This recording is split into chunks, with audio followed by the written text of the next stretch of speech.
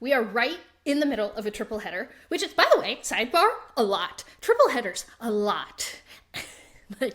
For the drivers, for the teams, for the people working it, for us covering it, just for fans. It's a lot. And the show has a lot in it. So we start by addressing just how much Mercedes let down their lead driver this weekend. And no, we don't leave it as an elephant in the room this week. We promise we get into all of it. You will hear all the emotion. Then we turn that same emotion and ire on the FIA and their weird inspection process, and on the F1 for their sprint race weekends. No, these are not new reasons for intense frustration, but this is our podcast and we need to vent, and we hope you all feel the same way and want to listen to us vent, and this is all a community and space for us to just be frustrated and sad. But then we move on to less sad things and to exciting things, because Andy from Red Racer Books is here. He's joining us this week for all of our podiums of the race weekend, so stay tuned for those scattered throughout the entire show today. Provide some much needed levity from our frustrations above. After a star-studded COTA weekend, Nicole has a massive, massive gossip grid for us this week. Who was at the race? What media covered the race? And what European driver can we picture eating a burrito? And that was my addition to Gossip Grid. I took us sideways. Stay tuned. Speaking of big announcements, though, that involve celebrities, F1 and Puma announced A$AP Rocky as the creative director of their upcoming partnership. We discuss why we're interested in this, why we're so excited. Lots of good things merchandise-wise we see coming in the future. The Formula One Academy wrapped up their inaugural season this past week. Make sure you subscribe and follow Gridwalk, and we're going to be dropping a special F1 Academy season review bonus episode this upcoming week, Tuesday, October 31st. After all of that, we turn our attention from recapping the USGP to previewing and predicting the Mexican GP that is upcoming this weekend. And lastly, as always, we end the show with the L Sector Notes, one story you should know from every team on the grid. That wraps up the Formation Lab for episode 40 of Gridwalk, a weekly Formula One podcast that believes there are fascinating stories to discuss across the entire F1 grid. Don't forget to like and subscribe if you're watching on YouTube. Also, leave us a comment. Liking, subscribing are great, but interacting as a comment unbelievably helps us. Let us know what your thoughts were on, do you think Lewis could have won this weekend? Because we sure do, and that's why we're so frustrated. Also, if you're listening on audio, we also love you for there. If you hit the follow button, turn on auto downloads, and leave us a review, these are all things that really help support the show. Cole and Briana are lined up on the grid. It's lights out, and away we go. This week's Grid Walk. It was a weekend. Things happened. Occurred. Okay. So I have lots of thoughts and feelings. We are not going to leave all the Lewis Hamilton stuff as the elephant in the room this week. We can't. We can't. The elephant is too big. It's taking up too much room. Right. And I always feel like when we have a slightly different opinion, or a contrary to the popular narrative opinion or something like that, I feel like it's actually worth us talking about versus piling on yeah, George Russell and Lewis Hamilton shouldn't have crashed. Whoop-de-doo. Mercedes let down their lead driver so many times this weekend. That race was unbelievably winnable by Lewis Hamilton. And we're going to push the disqualification conversation to the side for a second and just talk about the ways that Lewis should have won this race. He spent 7 seconds in pit stops. If he just had normal pit stops, he would have made up the 2 seconds that would have put him on par with Max. He lost the race by 2 seconds. They were too late on the strategy call. He lost, I should have looked up the exact number, but he lost more than 2 seconds in 2 laps because they pit him too late and they were too slow making that decision. He was on the right strategy as exhibited by it, but it was just 2 laps. And then you heard it over the radio when the team basically was yeah, Max is in the window. I don't know how many times, Mercedes has been forced into situations to make different strategy calls this year because the car is too slow. But pitting first this year has been so strong. I always confuse my undercut and overcut, so I'm not going to use it. But when you pit first, that has worked almost every time this season. Not taking Max out of it, just when you're in this P2 race And Mercedes seems to always be the team going long and pitting last, and then it doesn't work. And they don't know, it's so frustrating. So it's just, Lewis had the pace to win this weekend. We could have been celebrating a win, again, ignoring the disqualification for a second. I can't believe, why does the team keep letting him down like this? Yeah, 7 seconds is like a year in pit stops. To your point, I remember like hearing the radio of like, this is Max. It's like, I think we're fighting for P2 and if not a win. And I was like, they said the words, they said things like that, felt like an unreal feeling. And then everything like came tumbling down, you know, as quickly as it does. But watching him at the end of the race, he's tracking down Max. Max is dealing with brake issues. This was the race that he could have won if you gave Lewis George's pit stops. And I'm not here for any conspiracy thing. I'm just like the randomness of it. If he just got George's very mediocre 2.5 and 2.6 pit stops, because Mercedes can't be good at pit stops, then Lewis would have caught up by the last lap. And, like, who knows what would have actually happened if he would have won. But, like, come on! You need to lose the race by more than what you're losing in the pits, is all I'm saying, or I'm going to lose my mind. Like, as my major coping, and just it needs to be said of acknowledging the disqualification, is my brain is happy this didn't happen so that I didn't have to see the disqualification take the win away, because that just would have... I would have been done. I don't even think we would have been able to record a podcast episode this week. I would have been so unbelievably distraught. But putting that we probably aside, would have screamed for 5 minutes and uploaded that. That would have been it. That would have been it. In anger, one of us in tears. It was an unbelievably frustrating race to watch weekend, and then just the aftermath. It was. That's what I got for you. If the upgrades worked, I want to be here talking about how encouraging it is that the upgrades work. But why can't Mercedes operate at the level these other teams operate every week? And why does it always feel like it's coming down to like Lewis? I was about to make a Ferrari connection and I refused to make it on this podcast. But why? I was about to when you were done. That was going to be the next point that I make. It was like, it does feel like we're kind of talking not about Mercedes, and it does feel like we're talking about a certain red team. If they go into next season with a competitive package, and I don't think the strategy has been that bad this year. So like, they need to clean some stuff up. But pit stops are fixable. It has been way too long. Mercedes spent the middle of the road most times in the pits. And all the 5 teams ahead of them who were faster are all their competitors. Like, Mercedes is doing well despite the fact that their pit crew is below average. Like, they're doing well despite the fact that I feel like they're making decisions too slow on the pit wall. It doesn't make sense. It seems like that should be like a no-brainer of something that like Mercedes should be really good at, especially because it's probably one of the things that you can most consistently practice in this sport. Right. And last you can't practice too much because of conditions and things. That you could practice the pit stop. And I know that Toto said last year that they had to like not do a bunch of pit stop practice because they were dealing with not understanding the upgrades, and there were other things that were going on. And I was okay to give them the pass for last year, but this is now this year, and I'm done.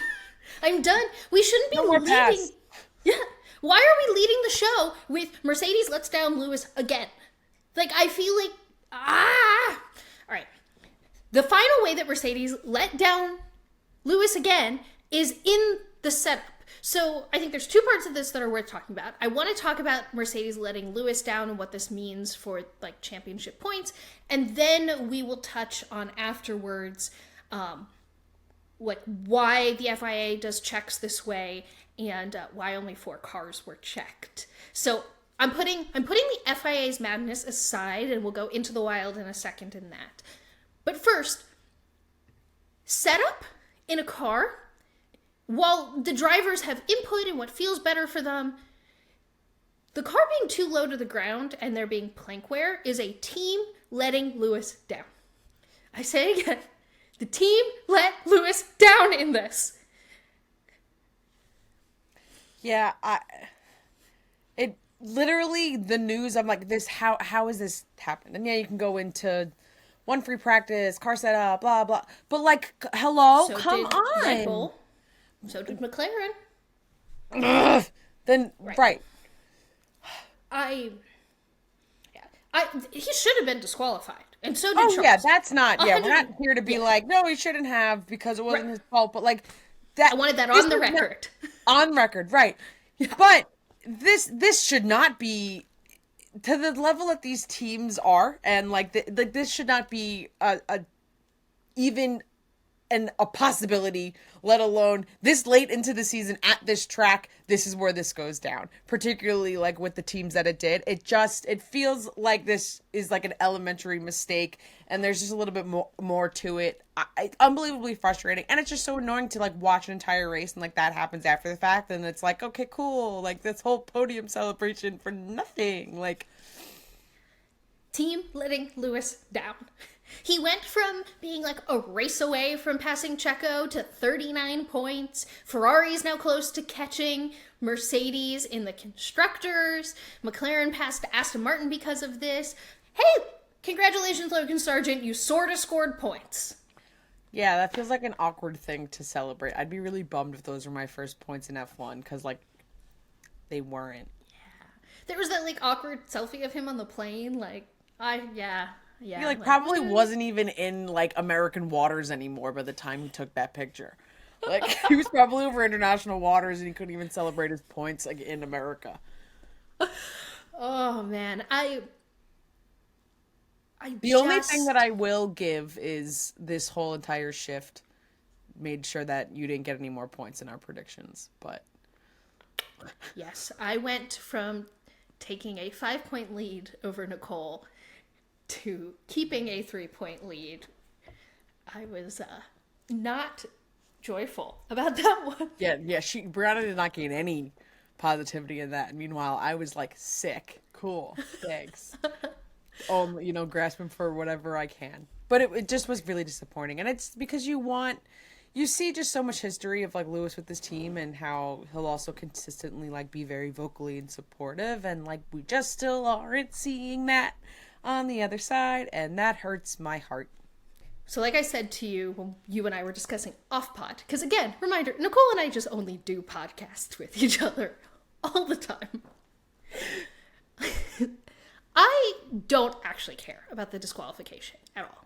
Like, this season's a wash. Like, of course I'm rooting for Lewis to get P2, and I'm rooting for Mercedes to get in the constructors, because fan and rooting, and that would be great. But it's a bigger deal to me that the upgrade worked. I'm so freaking hyped that the update worked. So despite the fact that we led the show with 10 minutes of, oh my gosh, I can't believe Mercedes failed Lewis Hamilton in all these different ways. And that's because I want him to win a race. But the reality is, the upgrade worked. Now, if only we could see more of that and it wasn't interrupted by other things throughout the week. That's scary. That's exciting. That makes me feel optimistic things, which is scarier than feeling negative things. And Brazil is in 2 weeks. Ah! Welcome back to Into the Wild. So reminder, FIA refs, aka the zebras of Formula 1. Okay, so every single week, by the way, if you are still on Twitter, there's this thing called the FIA Documents bot, and I highly recommend it because you get all the documents. It's like an automated bot, and then you see everything that the FIA is sending out. It's very helpful. But every week, at the end of the race weekend, you get the list of checks they did. And the way the FIA does checks is that they have all the checks they do, and they randomly select what cars get every check. I've always known that. So there only being 4 cars that were checked for plankware was not surprising to me personally because I'm a nerd and I literally get notifications on my phone whenever the FIA Documents bot sends anything out. And I read them. I read the technical checks at the end of every race. What I didn't realize, and I didn't know, I guess I've just missed this in my F1 fandom, is that when two different teams fail the plank check, that there's no process then for other cars to get checked. They just go, okay. To me, a 50% fail rate I've always assumed, I have mentally assumed that triggers that maybe you at least also check Carlos Sainz and George Russell's cars because they're the same teams. And I love Ferrari and Mercedes, so I'm not rooting for all their cars to be disqualified. Just from a pure fairness aspect, I don't understand how you then don't go and check the rest of the cars.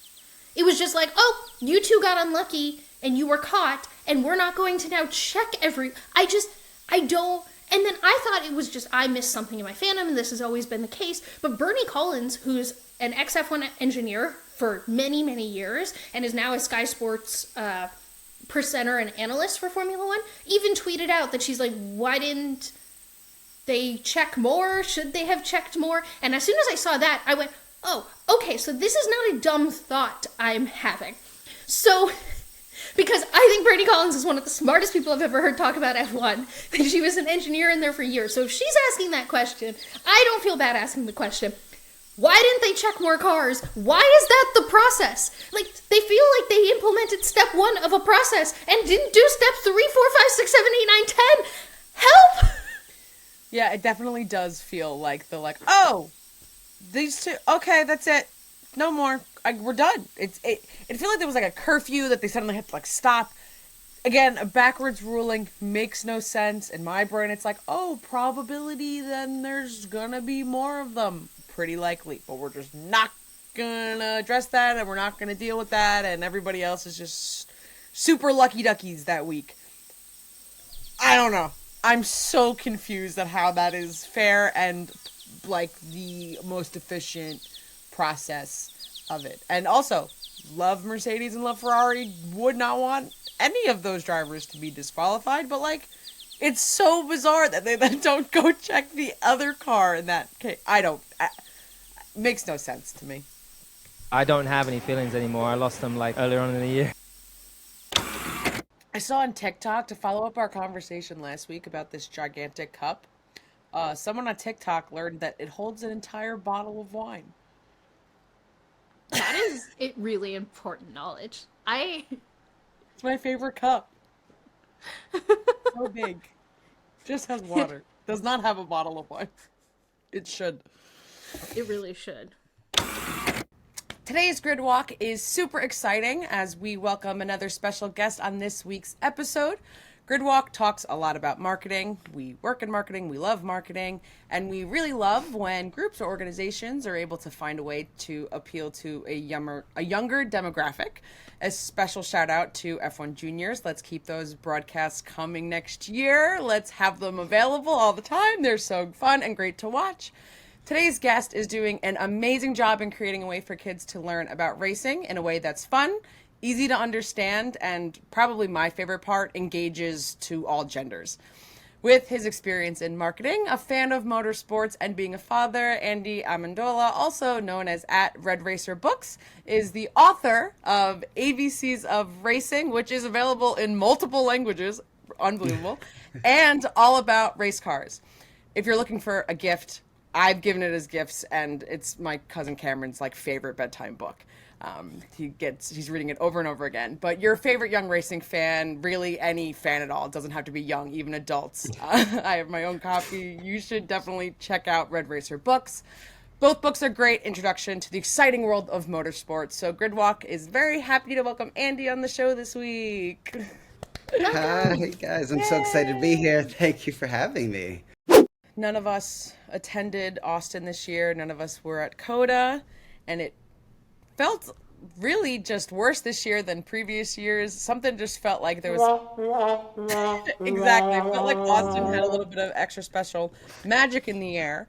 So my podium is all of the moments at COTA that just kind of gave me a lot of FOMO and really made me feel like I was missing out. Every moment of every day, I don't know how you're going to pick a P1. Every second. Yeah, exactly. I think an important disclaimer is I did have to do some rearranging of this podium on Monday because certain things Sunday evening were shifted in this podium. Okay. So, which leads me to my honorary mention, a Lewis Hamilton P2 finish. This was P1 on Sunday, and it no longer exists due to things that we'll, discuss throughout the rest of the episode. But there was some disqualifying, and it no longer made me feel... Sunday, during the day, I was like, I can't believe I'm missing this P2 celebration.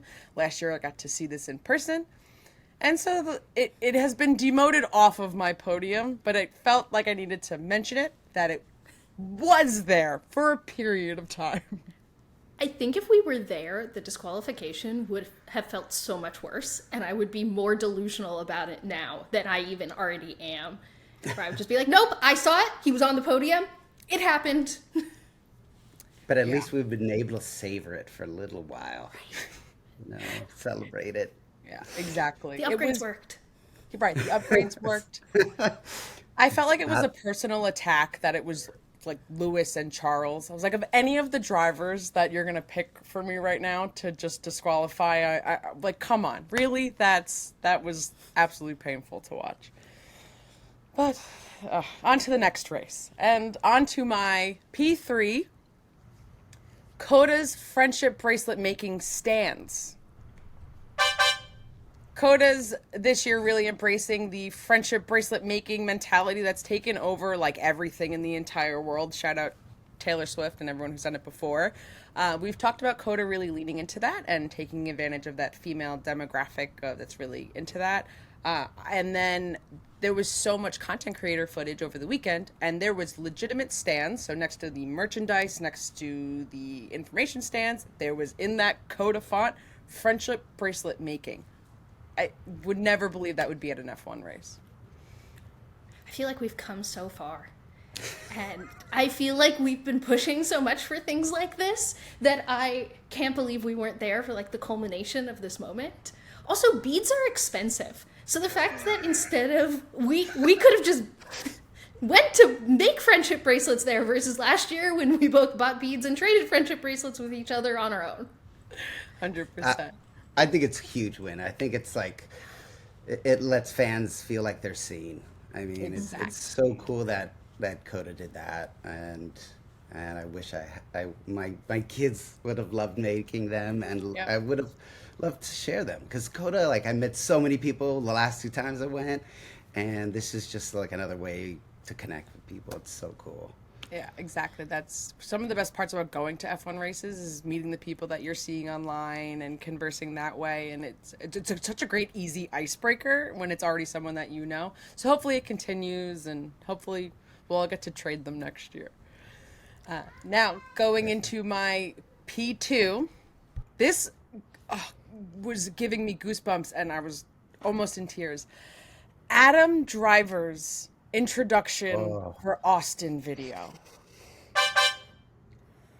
Unbelievable goosebumps. And I know this man is in full Ferrari mentality, like, coming off the Enzo Ferrari biopic, but it was like everything I love about Formula One just gave me chills up and down my spine. I rewatched it numerous times. And anyone who doesn't know this needs to know that Nicole Katz loves Kylo Ren. It's like a big red flag that I'm partial to the dark side, and like it's kind of like something I don't like to necessarily say out loud because people are like, yeah, I love Kylo Ren. So Kylo Ren, Adam, yeah, can't hate on that. I mean, I have a man crush on him. Like, We all and that do. video was amazing, and it was all about family, and I was just like, wow. Who made this? He This does a is- great voiceover. Like, he feels like he could eventually take the torch. For I just want him to now do all the nature biopics. the new David Attenborough. exactly. New David Attenborough, new Morgan Freeman, Yes. he could totally come in for all of these types of things. He's Was the it He's next also good at waving generation. flags too. great I at think he waving did Indy flags. right? The Yeah. Indy 500 I and think aggressive. he's quite yeah. It's all that lightsaber training. That's exactly where it all comes from. Oh, yeah. And wrapping up my P1 moment, I really just wish I could have witnessed in person the F1 Academy finale.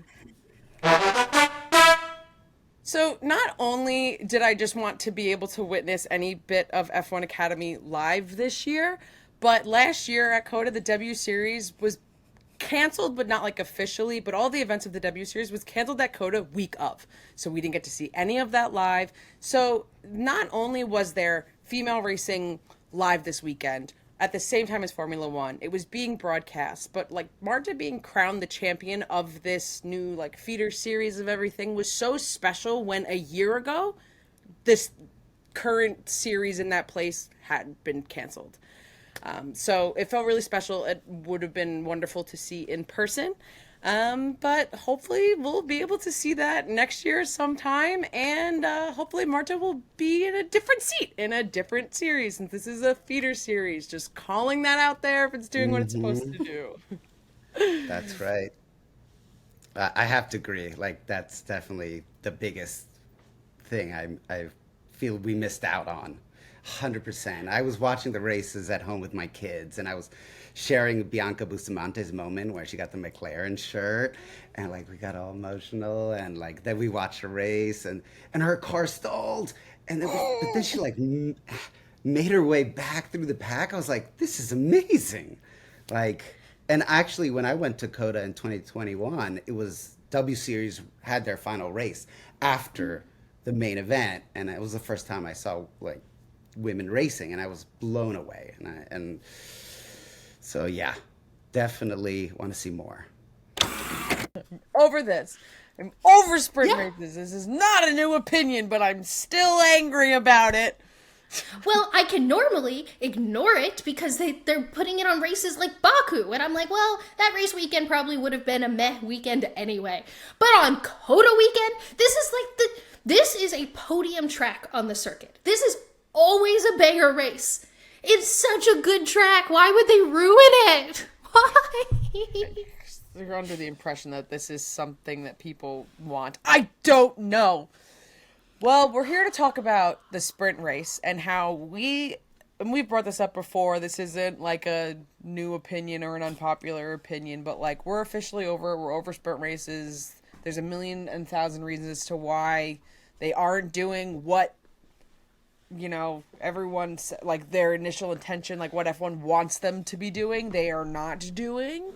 And it's just hurting racing overall in general. It ended up like just ruining the race for me because I don't know. I'm mad. I'm angry. I don't want any more sprint races, or if I'm going to have them, put them on non quote unquote podium races. Put them on least popular race calendars if you think it'll make people care more. I don't know. I'm over it. Okay. So I understand that F1's goal is to make money, right? That's their whole thing. And they think that sprint races can make more money. And we've talked a ton on this podcast about how F1 makes a lot of decisions that don't make a lot of sense because they're making them to benefit in-person ticket sales and to make promoters happy.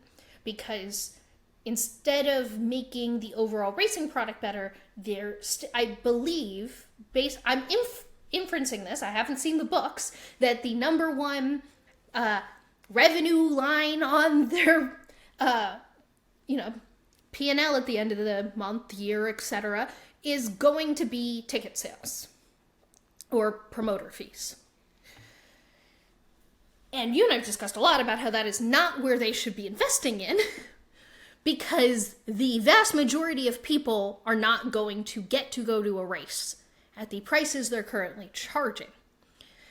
So the idea seems to be, F1, if you want to come sit here and explain the plan to me, I would love that. But until then, here's what I'm inferring from my marketing and business work plus my knowledge of F1 together. Stefano, come on the pod, explain the entire Oh my business gosh. plan, and prove us wrong. It'd be fantastic. No, and I would love that. I want this explained to me. Because I think part of the reason I dislike sprints so much is because both sides of my brain don't understand them. There are so many things in life that you and I are like, don't love that, but I understand the marketing decision behind it, or I understand the business decision behind it. So cool, whatever, moving. Like, I'll move on with that. I'll jive with it. Sprints don't make sense in either way.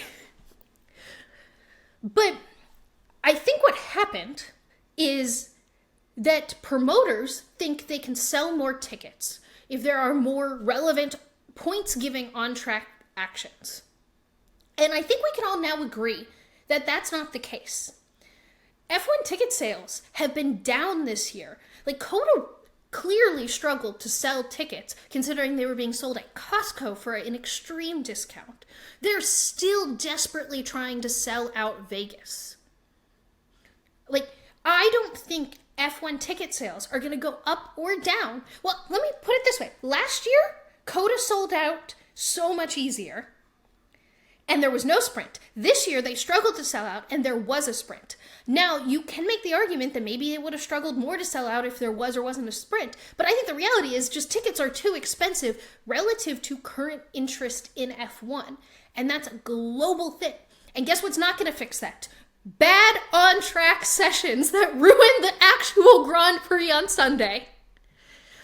So it's just, I mean, it just looks like they're leaning too much into the sexiness on paper of a sprint race on Saturday and then the real race on Sunday. More racing, race. Formula One is racing. You like cars going fast and racing, when that's not in reality what it is. But it just seems like that's the idea they're leaning into and not thinking anything else, because it's not that thrilling and exciting. And extra points up for grab, for what? 8 points, ooh, it's not gonna make a big difference right now. And then we all know exactly what's going to happen on the Grand Prix weekend because we saw the pace. Oh, and guess what? All the teams have we had 4 cars start from the pit lane because they got the setup so bad after 1 free practice. That doesn't make for better racing. But I don't want to get too lost in sprint races suck. We all agree they suck. But what this all goes back to me is that F1 still seems to be making racing sellout decisions based on a world pre the internet and globalization. So in the 80s, for example, whether or not the Japanese GP sold out didn't have a lot to do with global popularity of a sport. It was can we get these promoters to promote that this event is fun enough to attend to people in the Japan area? For the most part. Not every race was like this, but I'm just broad strokes generalization here. Now, traveling to different races from different countries is a big deal. I don't think whether or not Japan sells out has a ton to do with how successful Yuki is on track. Do you think Japan would struggle to sell out if Yuki wasn't in a seat? No. I don't think that is connected at all. Having Logan Sargent on the F1 grid does not correlate to more interest in F1 from America. Nope. People would honestly, it would probably, if suddenly Logan was beating Max, and if you had someone from a country come out of nowhere and really cause a disruption in that way, then I think you could. But you're not going to get that. You're not just going to get that because you have the driver from a country on the grid. That's not going to happen. Of course, the Netherlands cares a lot more about F1 right now than they did before. But that's because Max is really good and winning. Right. So, whether or not a race is selling out has more to do with the overall quality and popularity of the sport than it does with, is the event fun? Are there on-track sessions that are exciting? It just feels like the super outdated strategy that's so frustrating to me, where you're adding something that doesn't add any value to really anyone. Because when you're there, you're just happy to see the cars on track, whether or not it's a competitive session. And I like to know that my cars that I'm rooting for are getting the proper time to set up for the track that they're at, so that things don't get messed up and screwed up at the race that I spend all day watching on Sunday to just go out the window afterwards. Right. Imagine if you go to a Grand Prix and you watch the sprint race on Saturday and you were like, okay, that was kind of boring, but at least the Grand Prix is tomorrow, and then you're told by everyone, oh, by the way, now we know exactly what's going to happen in the Grand Prix. And you're like, oh, Okay, like even if you're not a diehard fan like we are, like I just look, they're not going to stop doing sprint races. It's this tool they can get to appease promoters. I understand why COTA got one, because F1, by the way, promotes Vegas and Miami themselves. So, but they don't promote COTA themselves. So I'm sure the promoters in Austin were real pissed that there's now 2 other American races that F1 is directly competing with them. And so F1 went, here, have a sprint. But we don't want more. If there are more than 6, I will scream. More than I am now. Over it. Whoosh. That's my impersonation of Brianna's air conditioning. Hey, podcast listeners. Gossip Grid here, your guide to F1's paddock elites. Hello, everyone. Welcome back to Gossip Grid. I'm here to give you absolutely everything that you need to know about Formula One and pop culture. And it's one of those race weekends where there's so many pop culture things going on with Formula One that I feel like I'm going to miss it. So if I miss something that was your favorite, it's not a personal attack on you. This is we're just 2 people with a podcast, and I can only talk about so much. And there is a jam-packed list I have here. I have to start with Bad Bunny's new album featuring the new song Monaco. Released an album last Friday. In this song called Monaco, I am not singing in Spanish, so I am speaking the English translation of it. There's literally a line that says, Verstappen arrives first, Checo arrives later. There you go. The shade! Oh my goodness! Yeah, and I'm sure, the English translation may not be as sassy as it is in Spanish, but that's exactly what I'm going to go with. Now, heading into COTA Fun. Esteban Ocon, Pierre Gasly, rocking Kansas City Chiefs jerseys. Because as we talked about last week on the pod, Alpine has once again gained investors that are all athletes. And 2 people on that list, Travis Kelce and Patrick Mahomes. Nothing, the scream that I scrummed, whatever, last week when I saw Esteban Ocon in a Travis Kelce jersey was unbelievable. The Alpine team using Taylor Swift references in these posts. F1 is for the girls, F1 is for me, everyone is for F1. I can't even fathom all of this. Really leaning into football because America. Ferrari, take notes on how you should actually be doing this. Alright, so celebrities are back on the F1 grid. It looks like because the writer's strike negotiations are going well. Hey, SAG, looking at you. Let's get things moving already. And maybe this race being in the US and stuff, but celebrities are showing up and care about F1 again. The one thing I need to make a big complaint about, of course, the one year I don't go to COTA, Joe Jonas and Dax Shepard both go to COTA. I'm pissed. This is not fair. Okay, just get off that soapbox for a second. Drew Barrymore hung out with Red Bull in a full RB fit. Unsure if it was a full actual fireproof fit. She interviewed Checo. Maybe we'll see that this week on the Drew Barrymore show. 100-meter sprint champion Sha'Carri Richardson gave out the trophies for the sprint race on Saturday, and she also filmed an entire behind-the-scenes clip with GQ Sports on F1 Academy, which is really awesome. Gail King, who's you can see on CBS Mornings, and Oprah's best friend, presented the F1 Academy Trophy Awards. Rory McIlroy, who's also one of the new investors of Alpine, posed as Esteban Ocon's caddy on the day of the sprint race and was carrying around his helmet and putting it in his locker. And then him and Pierre and Esteban did some putting on a mini green. Pierre sat down with Jackie Stewart to talk about the impact of French motorsports driver Francois Surveilleux, who is Pierre's helmet, paid tribute to him this past weekend. Prince Harry, I don't know if we still say Prince, Duke of Sussex. All that got taken away. I have no idea what his name is.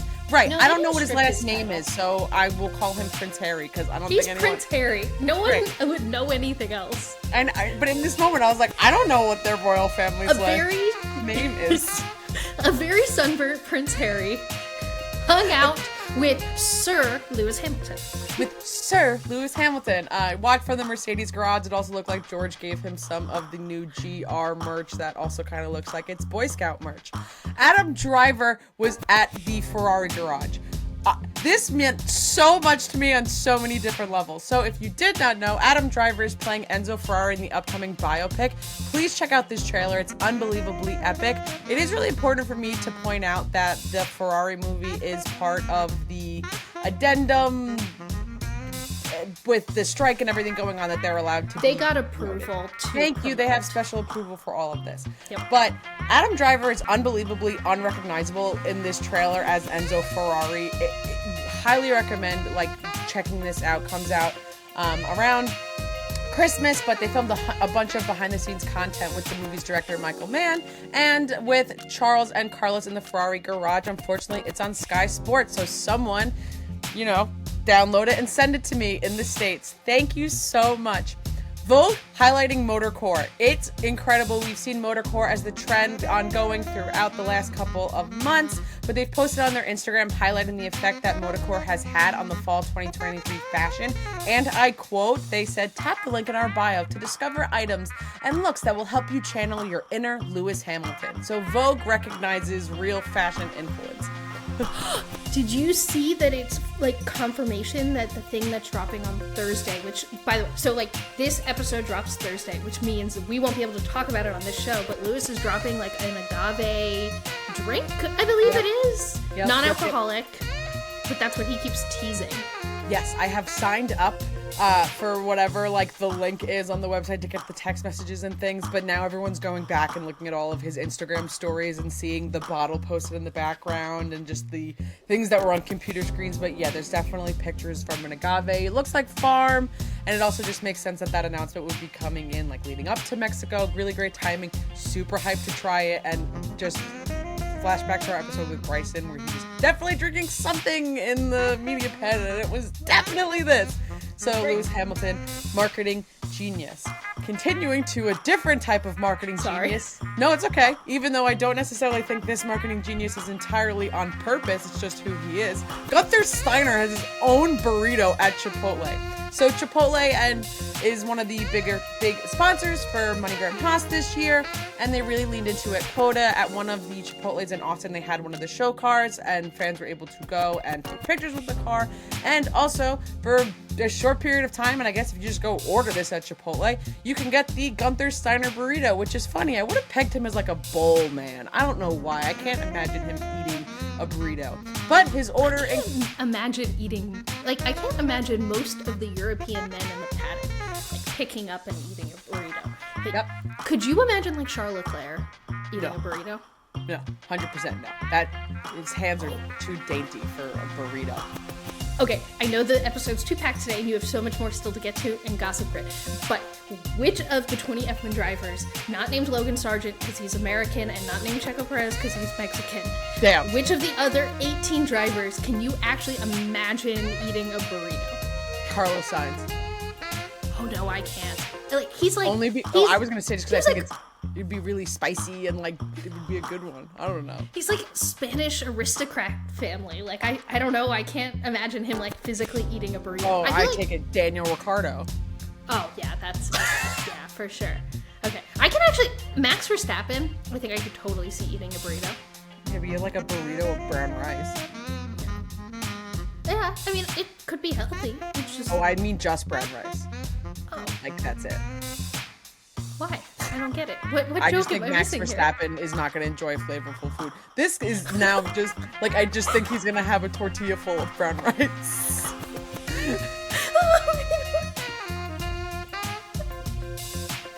I think underdog here though.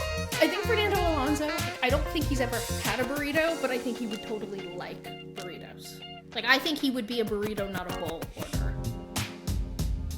Yeah, now I'm just imagining him using a samurai sword and slicing a burrito in half. But I've just been looking too much into the interests of F1 drivers. What was I doing? This will be my last. No, I can't promise that. Okay. Okay. Let's pick up where you were. Gunther Steiner in his burrito orders, well, look at that. Brown rice, black beans, barbacoa, fajita veggies, sour cream, and guac. Gunther does not care that guac is extra. I would like to file a complaint with Alfa Romeo because it is so unbelievably clear that no Swifties work at Alfa Romeo. And I'm all for every single person and every single team anywhere in the world leaning into this Swiftie vibe that's taking over the world. But... Debut, not 1989. Debut, 1989. Joe NVB had Incredible cowboy outfits this weekend. Really leaning into the country vibes. Incredible. Yes, this upcoming Friday, October 27th, Taylor is releasing 1989 Taylor's version. So, Alfa Romeo put Cowboy Show, Cowboy VB on the cover of 1989 Taylor's version, which is so silly because it's actually like her It's not first. country. It's the first Taylor Swift album not labeled country. Right. You could, yes, I don't think it would have made a ton of sense on Red either. And but It doesn't put make on sense, Fearless? period. Like, No, but put them on the Fearless cover, put them on the debut cover. Maybe I would then be like, I was infuriated and I wouldn't even call myself a Swiftie. I was infuriated on your behalf. yeah, really didn't make any sense, but yay, Swiftie F1 crossover, but Boo. it would be if if Ferrari took Adam Driver and was like, Kylo Ren joined us in the paddock, and it was like a Marvel Endgame poster. Yes. You're right. That is exactly what it feels like. And then they shrug and go, well, it's Disney. And you're like, but no, they're so different. It's not the same thing at all. No. All right, Hire a wrapping woman, up. please. Not too many things left. Have to acknowledge Lewis rocking incredible paddock fits. He's wearing things coming out for the spring 24 collection, so we're already seeing where his style is headed going into the new year. He rocked this new diesel spring 24 runway collection, whole really sick pattern suit. I also just love when Lewis wears yellow. I think it's just a beautiful, amazing color on him. And one of my favorite outfits that he wore on Sunday was this bright yellow Versace sweater vest and this colorful pearl necklace from Polite World. No surprise, Lewis just knows how to dress himself. Duh, he is just incredible.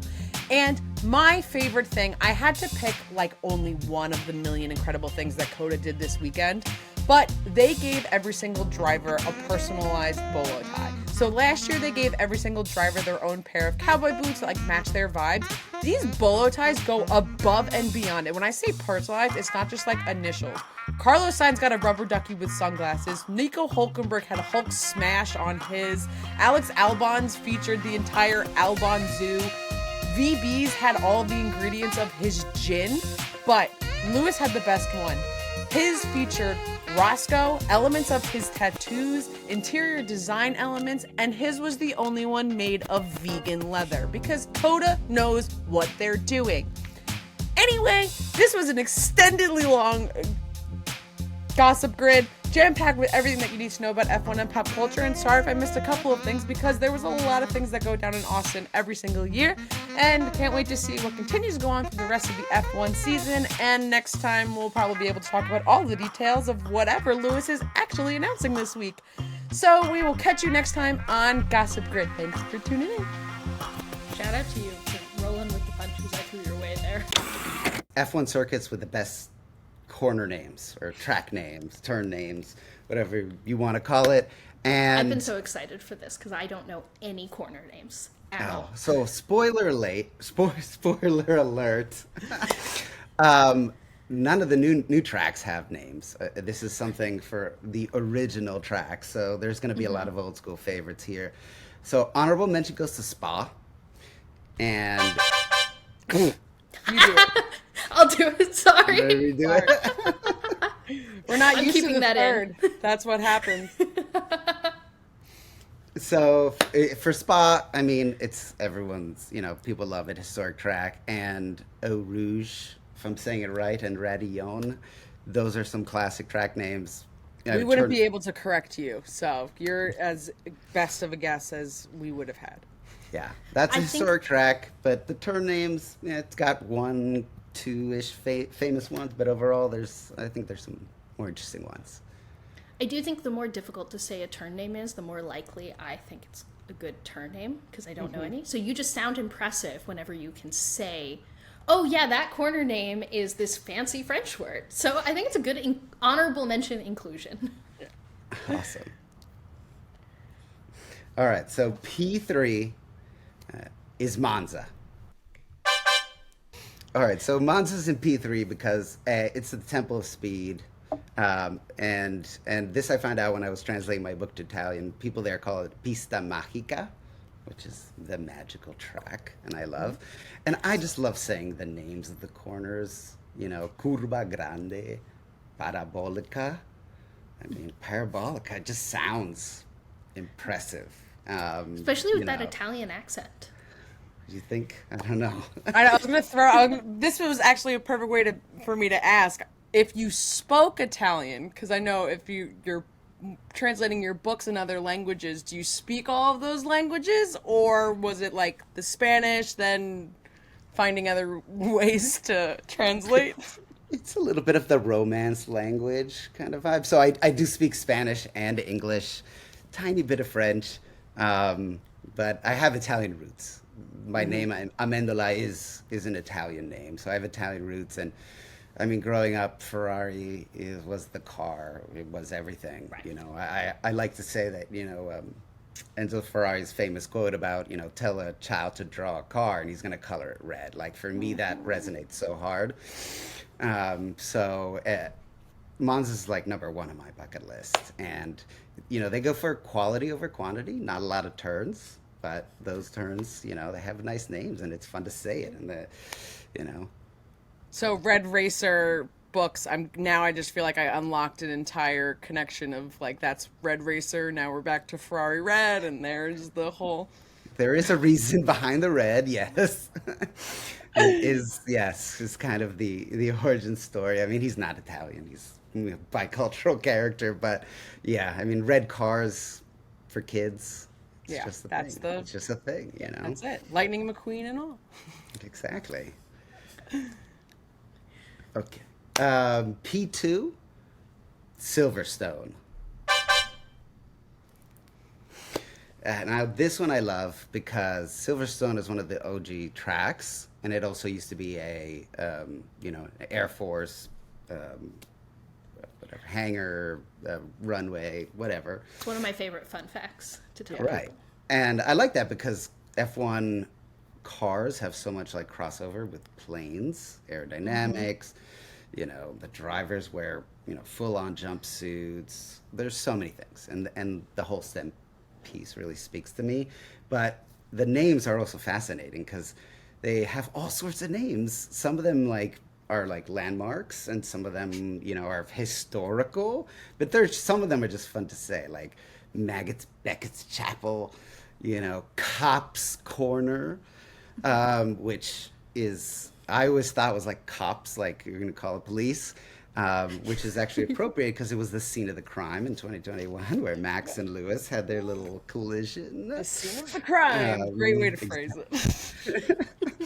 But then it has Abbey, it has, and these are there's farm, because there's farms, village for Silverstone Village, there's Stowe, which is a school next door, and they have the Hamilton Straight, which I love. There's so many, every name has a meaning, and that's what I think is really cool about turn names. It's really hard to remember turn 3 or turn 7, but if you know the names, you can kind of attach yourself to it, and there's a little history, and I think more tracks need names. I agree. I agree, 100%. but I will say that Silverstone is the hardest race to watch because I feel like the broadcasters make a point to never say a turn number. So if you do not, personally, since I can never remember turn names, if I don't have the reference guide open while watching the broadcast, I'm going to be lost the whole time. I'm like, I have no idea. You could be talking about turn 3, you could be talking about turn 14. I need my reference book for it. We need F1 Multiviewer to have the track map that's a good updated idea. specifically just to have the turn names for races like Silverstone or any time like that, just so we can see exactly where, because I remember that whole debacle of I need to look at the reference where everyone is. I think F1 juniors could do this in a very nice way, pop up with I think kids would love it. I mean, it's so much cooler to talk about Cops Corner than it is, turn 7 or whatever. Yeah. Yeah, I agree. And actually, that's a funny story because I was watching an FP1, and they go on they talk about all sorts of random stuff. But Whatever Will they Buxton can. one time went through and talked about every single corner. I was like, oh, that's what Stowe and Vale. It's not a ski town. Okay, interesting. So He yeah, has a Rolodex of history in his brain that is unbelievably impressive for him to just pull out Yeah, that definitely sounds like a moment he was like waiting to flex and like Oh, a free yeah. practice is like that perfect moment of he's like, watch me do this and name every corner and I'll tell you why. And that is impressive. That Yeah. is a great skill. I Yeah. would love to see someone whip out Hold whatever my they mic, Jolien. I got this. exactly. He's like, hold on, everyone. Give me the next I'm gonna, 15 minutes. I got you. let me teach you about something. Okay. All right. All So right, and what's your P1. P1? P1. I don't know. It might be a hot take. Monaco. I was wondering what you were going to put ahead of Silverstone. Like, that felt like the peak. Yeah. I mean, it was. Yeah, I struggle with this one because I love all the tracks, especially the old school ones. But when I was going back through and looking at them, Monaco is just kind of. It's a special place, you know, and the names are all kind of, you know, there's swimming pool or piscine, which is like, okay, like that's one you could say to someone who doesn't know anything about F1 and be like, what? A swimming pool? There's Tabak, there's Raskas, and then they have like tunnel, which isn't even a turn, but like call it the tunnel, and the chicane, which is like just one of my favorite words, chicane. What's else? There's the hairpin. They just call it the hairpin. It used to be the Grand Hotel hairpin. It became the Lowe's hairpin. There's just so much history within all of them, and like they represent certain things, and it's.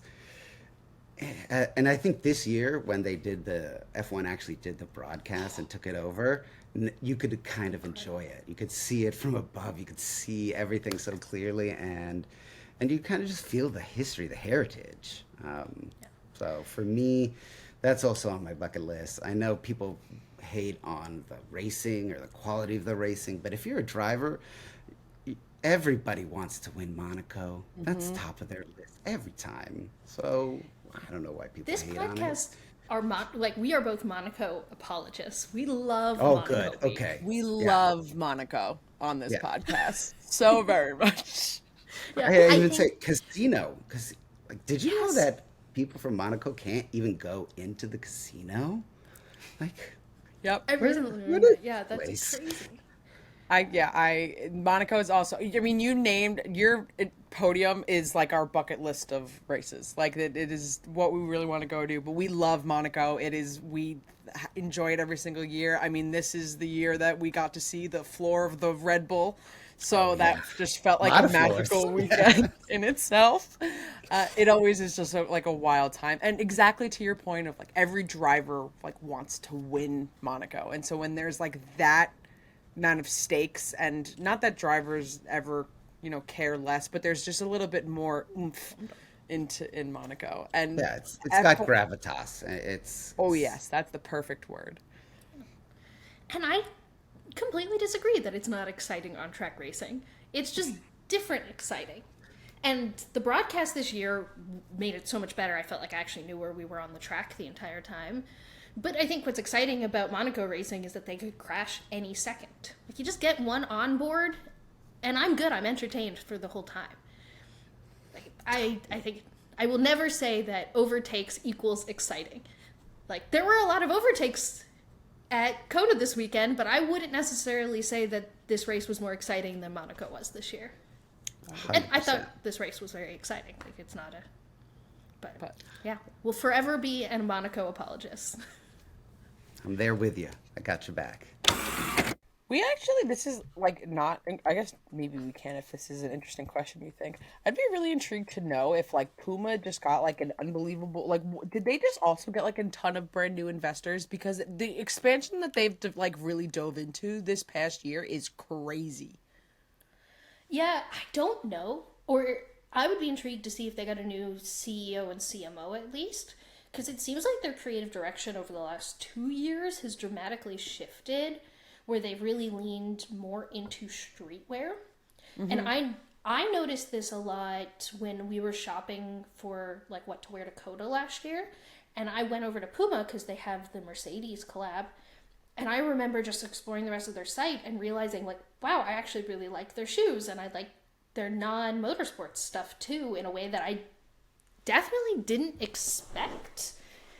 So Yeah, I don't have the answer. That's a long way of saying I don't have the answer to your question, but I've also noticed it.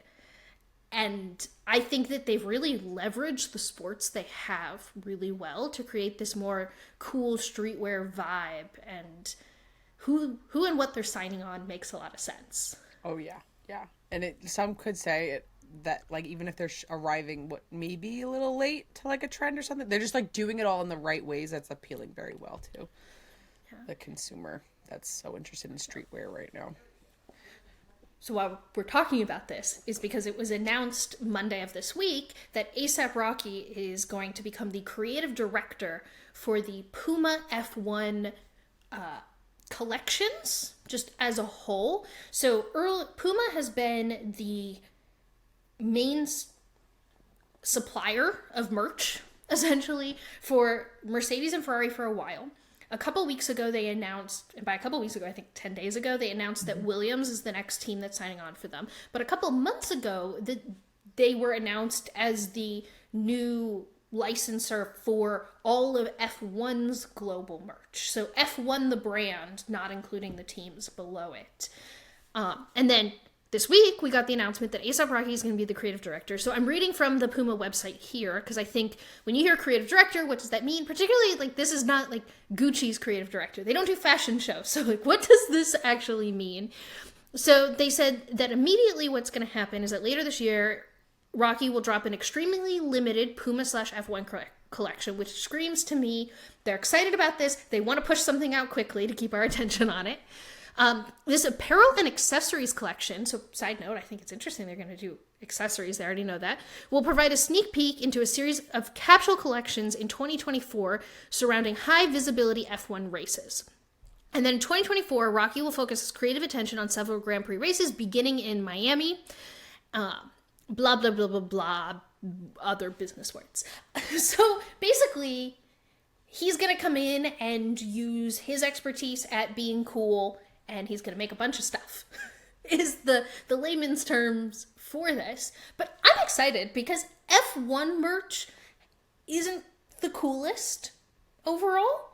Like, there's a reason that you and I always are hype and obsess over whenever PacSun drops something, because the PacSun licensing deal has been so much cooler than anything F1 has put out, like, on Fanatics, basically. So I'm excited for this. Like, I can't say that I'm necessarily A$AP Rocky's target audience, but I think I'm going to like what he puts out. Yeah, I definitely would not label myself part of A$AP Rocky's target audience, but I do think whatever collaboration happens, I think his opinion and takes on streetwear, working with the Puma branding, I think will align really well.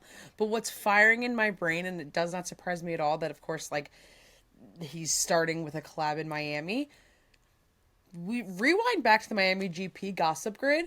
We were like, why is A$AP Rocky in Miami and where is Rihanna? Because why is he here by himself? You're right. He was hanging out with Lewis at the Miami GP, and I'm sure this was already like a topic of conversation. Puma was doing things. I'm sure there was meetings going on, and he was there for like inspo and that kind of stuff. But yeah, so this had to be in works for like a really long time, and like it was just the next US race to announce it. I would be shocked if we don't get like another teaser at Vegas, or if he's not there like rocking like some piece of the collection in some way, shape, or form, even if it's not available till next year.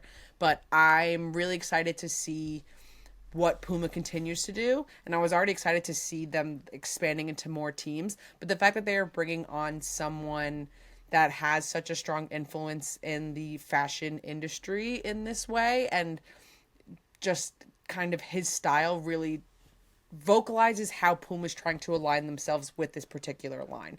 I think you're spot on with the Vegas thing, because they're saying he's going to do a limited capsule collection. Basically, they're announcing this, and they're going to do something limited, like end of November Vegas. That feels spot on for doing something very limited to end this year. Holiday shipping, you're gonna get all that there. It's gonna be like super limited to create a like supply demand. It's laying out there perfectly for it. It's gonna be sick. I wonder if he'll like, so then there'll be, I wonder if the individual teams will also do drops along when he does drops, or if that'll just be kept completely separate. Yeah, I don't know. But I would love to see, even if they don't, like Mercedes, Ferrari, and Williams, like if they take influence from the main F1 drops that he's creative directing, and we get... My big thing with this is that too many thoughts at once. Coming back to reality, I have two things. Thing number one is the photos that they did and they dropped with this just make me excited for what they could do with this. And I hope it affects what the team's merch is as well, because the direction that they've already shown just in the imagery and the photo shoots are really cool. Like The glasses. Really cool, oh my God, the track jacket that was like the red stripe. And then I will also point out that there's this image on the press release where he's wearing these like very A$AP Rocky streetwear cargo pants, and on the back pockets the F1 logo is there in like really cool stitching. Like, I'm very excited for what can be done here just based on those pants. The only thing that I'm going to just like raise the alarm is they better be making women's options with this, just because I want them.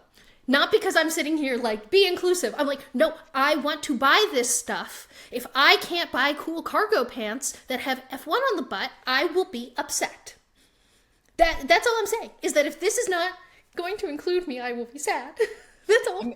I believe in them. I believe that I mean, this has got to be such a level of inclusivity. If they're really going to go this big with it, it would be ridiculous for them not to, but I'm going to give them the benefit of the doubt until seen otherwise. Right. That's what I'm saying. Just vocalizing that I want it. That's really, I'm just putting out in the universe, hi, I want this. Please make sure there's women's sizes and cuts for things. Thank you. Hi, Puma. Like if we they know don't that do you a were crop fans top. of the pod. And I will also put out there into the universe, you know, Rihanna would be a good spokesperson for things.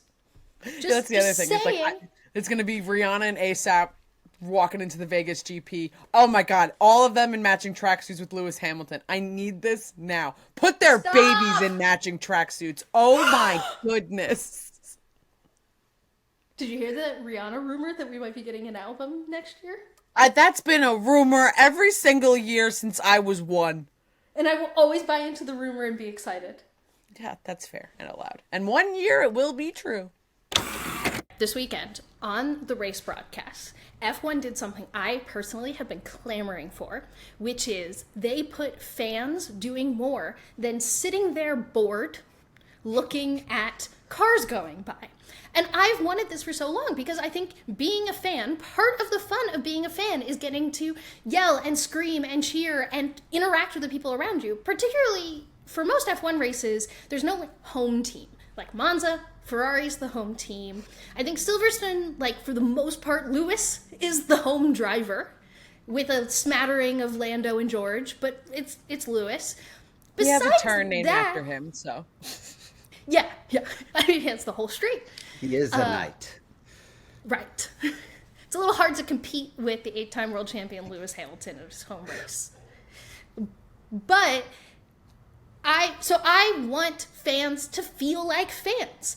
And so F1 doing a crowd shot, like the one I'm going to share on the screen, because Andy, I can't believe you haven't seen this. This is so exciting that I get to share this moment with you. So first, let's do that. Let me share my screen so you can know exactly what we're talking about here. This is something that you would only, I feel like, see at an American sporting event or just really die-hard fans. Yeah, I was going to say, there's no way you Okay, no yes, way I you see this. did see this. Yeah. Kicking his head with a smile on his face. In your face, sir. Kicking his So when I saw this on the broadcast, I was overjoyed. I couldn't stop smiling and laughing. I was like, this is me. This is me at a sporting event. Like, I just want to interact and have fun with the people around you because that's what sports are there for. And I was so frustrated and disappointed by the very negative response to this online, where I realized for the first time, not for the first time, I realized this constantly, that American sports fans are very different than the traditional European sports fan. That's an understatement for sure. But But yes. also, and overgeneralization. I know, like, what I don't understand is that Europeans at soccer games put us to shame, but for some reason, Europeans at F1 races look at something like this and they're like, oh, how dare you have fun?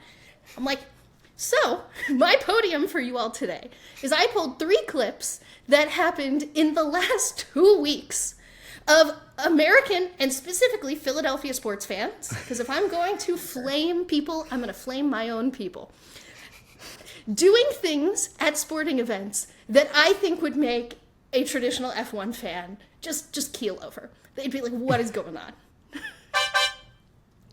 That may be the All right. longest podium title name ever, but I'm here to support it. I'll simplify it on the screen for those watching on YouTube. All right, P3. We talk about the Kelsey brothers all the time, but Jason Kelsey chugging a beer at the Phillies game.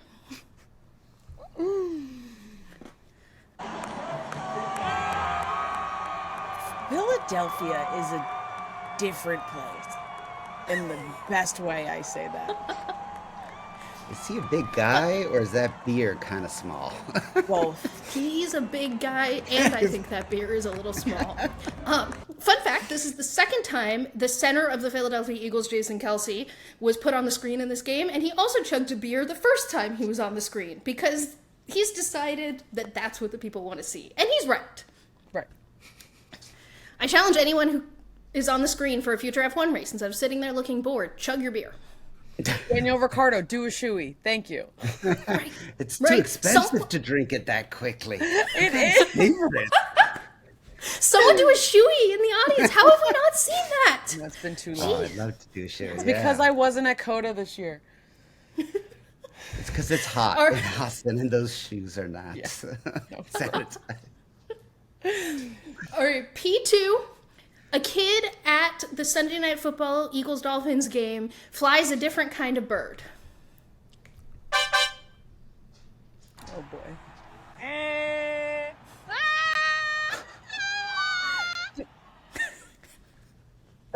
Like this child may be 3 years old and has more dexterity of flipping off someone his middle finger than I do at the age of like 28. Like And I would like wish to it point wasn't out blurred. and I would like to point out that this is posted on the official Philadelphia Eagles account.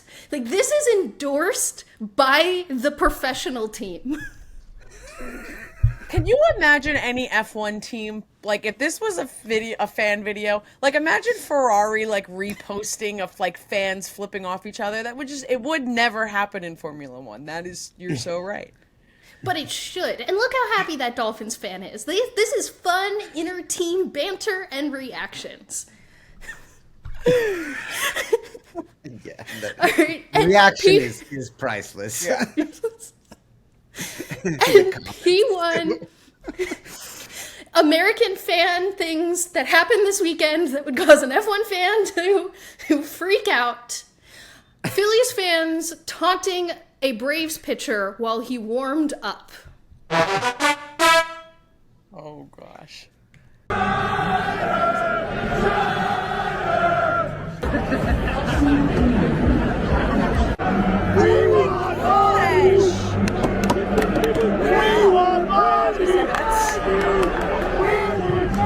What are we saying? We want Bonnie. It's his mom's name. Oh, wow. Wow. Oh yeah. More things that definitely would not happen at an F1 race. No, and I'm not advocating for that, but I just know that it will never happen. And I also just appreciate the commitment to the bit that Philadelphia sports fans do, where they had to look up his mother's name to chant it at him. The research, the commitment to the research, is what makes Philly fans stand apart from every other fan. You can't hate on that passion, though. They care. They care. Yeah. That is the Not optimistic advoc- way to spin. Silver lining. Not advocating for the P1, but I am advocating for have fun in those grandstands and be nice to each other, but you can have some friendly, crap talking back and forth. Like, the fun of F1 is being there with other people. And like when we were at COTA, there were a ton of Red Bull fans around us, and we were very clearly Mercedes and Ferrari fans, and that was okay. And we all talked and had banter, and, I was like, great job. And it's okay to have fun. Sports are fun. That is my ending soapbox of this. It's competition. I mean, that's what it is, and it's a good way to learn about, sportsmanship even. There you go. True. Like you said, give them a hand if they win. But it doesn't mean you can't talk a little, That's part of the fun of it all. Well, thank you again, Andy, Red Racer Books, for joining us this week on Gridwalk and for our podiums. Is there anything that you would like to share? Tell the people what you're up to. Yeah, so thanks, Nicole and Briana. This has been amazing. So much fun. I really appreciate you having me on. Yeah, if anyone's looking for kids' books about Formula One racing, you can find them at redracerbooks.com. They're also on Amazon, and all my socials are at Red Racer Books, and I'm the only one who works there, so I will respond personally, and I love connecting with fans. And if you are a fan of open wheel racing, I will be releasing an IndyCar book early next year, and more. And and if you want to learn different languages, my books are in English, Spanish, Dutch, and Italian. This is going to be how I learned French. That's next on the list. That is next. I already have a translator we're working on it. There you go. And all of the links to everything you mentioned will be in all of our descriptions below. So definitely go click and check out all his books. Awesome. Oh, and COTA, use code COTA for $5 off. Amazing. Love a good deal. Every week after a Grand Prix, we put up polls on our Instagram to get all of your thoughts on what you felt about the Grand Prix weekend. We're going to run through the results of those polls now. So first question is, are you surprised that Aston Martin has fallen so far? And I gave options from 1 to 4, 1 meaning not at all, 4 being stunned. Nicole, where do you land on this spectrum before I get the results? 3. I believe, and again, this is where you can sometimes verify if my answer as the keeper of all of the polls. I really, beginning of the season, did not think that Aston Martin was going to fall this hard, let alone now be in the place where McLaren has leapfrogged. Like, beginning of the season, me would be very confused about the current state of F1. Yeah, well, you did pick the most popular answer.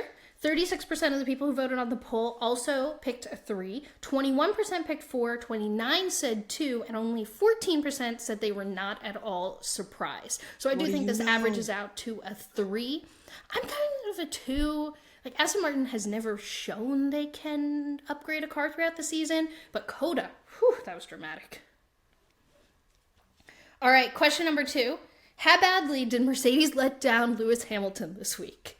The options were no words, too mad, lots of words, very mad. And 56% of the people said no words, too mad. Nicole, did you have no words or lots of words? I think I had lots of words. I do have lots of words, and I say lots of words in this podcast. So Same. For me to go from no words to lots of words, like lots of words is an angrier version of me, where I'm just going to dismantle. And so to me, it was on the lots of words level. All right, sprint weekends. The options were still suck, don't affect my weekend viewing, and they rock. And only 7% of people said they rock, but someone did vote for that. So whoever you are, please reach out to us in our DMs and tell me why you like sprint races, just because I need to know. But the winner of this poll at 53% was still suck. 40% of people said it doesn't affect their viewing experience, which is fair. If you don't watch the sprint, it doesn't affect your experience. Right. Logan scored points. His 2024 plans. He saved his Williams seat. There's still an opportunity, or he isn't returning. Nicole, where'd you fall on this before I give the results? He's not returning. He didn't score points. 2 people were disqualified, so he scored points. He was on a plane when he scored points. Technically, he won't go down in the leaderboard as an F1 driver who didn't score points if he doesn't return. But 47% of people agree with you that he isn't returning. 33% feel like there is still an opportunity there, and 20% said that this was it. He saved his seats. I will say that there was a little bit of a leak on something written on the Williams site that came out on today, Tuesday, where we were recording this, that might have spoiled that he is coming back, but nothing in F1 is formal. Nothing is ever final. Did we all get too excited about Oscar Piastri too soon? Yes, it was an overreaction. No, off weekends happen. Or option 3, this week-to-week analysis is exhausting. This was my favorite question. I can't remember if I said off weeks happen or this week-to-week analysis is exhausting, because I believe in Oscar, but I'm also exhausted. Well, 79% said no off weekends happen, and I said this week-to-week analysis is exhausting. There you go. But I think that's a byproduct of us having a podcast and talking about it. Maybe, but that analysis happens anyway. And final poll from the USGP weekend. I was curious what everyone listening thought. Which team in the non-Red Bull division will be the fastest at the Mexico GP? The options I gave were Mercedes, McLaren, Ferrari, other. Other got 0 votes. Ferrari also got 0 votes. They were zeros. Not even one hopeful Ferrari fan decided to check Ferrari on our poll. But 60% of people with the winning decision said McLaren. We're going to be faster than Mercedes at Mexico. Which leads us perfectly into, let's go preview the Mexico GP. Woo! I'm sure if we're feeling a crunch for another race, F1 teams are also feeling a crunch for another race. I've said this up top, but triple headers are a lot. But thankfully Mexico's a fun race. And I just had a moment where I remembered that Taylor Swift performed at this stadium where the track is, and weren't people sitting in the grandstands? Briana brings up a Swiftie thing before I get to. Yes, this is where Taylor Swift performed, and like so many fans were sitting outside that they filled the entire grandstand. So as I'm watching all my like previews and news and clips of things for this upcoming race, and I'm just seeing like all these clips of the circuit, I am thinking, wow, this is where the Eras Tour was. And I also love the Mexico GP. I mean, last year it was exciting for me as a Daniel Ricciardo fan, so I think I just have like this like bias in my brain of like, I really love the circuit. I think it's really cool. I'm obsessed that the circuit cuts through like this like stadium thing. It's what I want Miami to do so badly. So I think it's a great race. I think it's really fun. And yes, Taylor Swift has now been at this track. So I think I will think that a lot during this race. Every time they drive through, I'm like, that's where the stage was. Oh my god. This is basically a preview for when Nicole records her post-race weekend superlatives. Like, a lot will need to happen in this race for her to not make it about the Eras Tour. Yeah, really a lot, because that was crazy of like watching the Eras Tour live stream from F1 circuit grandstand seats. We're going to do our predictions. I'm mad about last week's predictions still, but we're just going to move on to this week's prediction, and we'll give some fun previews as we go along. But Nicole, who do you have as your P2 this week? My P2 this week, I have Sir Lewis Hamilton. Me too! Yay, go us! We're being optimistic. I feel like he needs a redo. I mean, for a lot of reasons of upgrades seemed relatively optimistic. I feel like this could be a successful track for Mercedes, she says confidently. Yeah, that sounded super confident. So this is a really high speed circuit, and the Mercedes car is super high drag. But the interesting thing about Mexico is that because the altitude is so high, that I actually think the Mercedes car could go really well here, because everyone's going to have their highest downforce configurations, even though there's a lot of straight line racing at the Mexico GP. I also just refuse to not be positive. about Lewis Hamilton doing everything he can to almost win the race. So maybe Mercedes won't mess it up this week. Like, Mercedes did everything they possibly could to prevent Lewis from being P2 last week, and he still got it, and then they did one more thing to prevent it. So I refuse to move him from my P2 slot. Yeah, I guess, like, my earlier, I hope this circuit's good for Mercedes is like, okay, so maybe we'll do a pit stop that's not 18 years long, and maybe we won't mess up a tire strategy in a way, and just different ways like that. Not necessarily anything about the circuit itself. But yeah. Well, I think it's just normal as Mercedes and Lewis Hamilton fans that we just feel some general fan anxiety when we're predicting positive things for the team. All the time. Yeah. Who do you have for P3? P3? I kept the same as last week. I'm putting out positive vibes because Oscar Piastri had a rough week last week, and I want him to have a positive week this week, so I'm going to put Oscar Piastri in P3 again. And I have the other man in papaya, Lando Norris, at P3. We spent too much time together. Yep, that is true. Honestly, I was just ready for us to have like the exact same podium. So this at least feels like there's a little bit of, I have a chance to get points here. I feel like based on this, we both are feeling relatively positive about the McLaren and the Mercedes setup, and both don't feel great about the Ferrari setup for this week. Which, fun fact, because Ferrari's whole thing is that their tires degrade worse than those other two teams mentioned, and of course Red Bull. I'm not talking about Red Bull. Pirelli went a compound down this year, so we have the softest range of tires versus last year. And if you remember last year, the reason Daniel Ricciardo did so well is because the hard went really long for him and he was fast. So I think I don't think we can one-to-one predict last year's strategy to this year's strategy, because the hard that did so well in the race last year actually isn't even an option because that compound isn't there. All right, who's your P10 this week? In this moment, I have two names written down, and I do not know what to do. I'm so unbelievably torn. Do you want me to go first? No, because I'm going to make my decision, and I am putting, nope, I'm not going to do that.